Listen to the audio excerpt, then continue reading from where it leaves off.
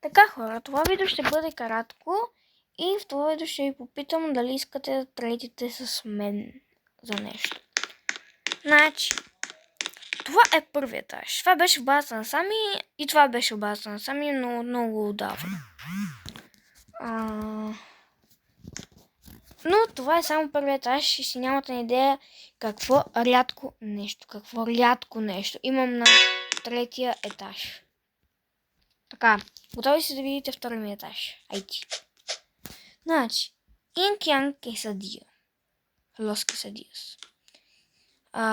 Чиклетера, бичиклетера. Нормално това, ако искате, не му обръща внимание, на това не му обръща внимание. Los Quesadillas Gold с тако тъпе, знам. 6-7 тъпе. Това е тъпо. Cupid Hotspot. Това е супер, ама супер рядко. Вече го няма. Това е от Свети Валентин Лаки блоковете. Чиклетерина, бичиклетерина, ако искате с нея тредиме. Знам, че ми е тъпо, но и съм имал много рядки неща. Имал съм много рядки неща, но влезах в публик сервис, сега само е така тъпа базата. Имаме Los Chicleteras, който искам. Тук ще крием това, което е много рядко. И Los Mobinis, който ще така. Лъв Сахур. Рейнбоу с Мигатито мутация. Тото Сахур.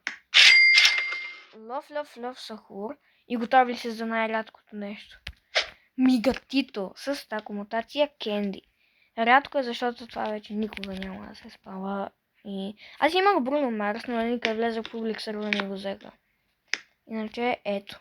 Това е Мигатито. Който иска трейд да пише. Айде.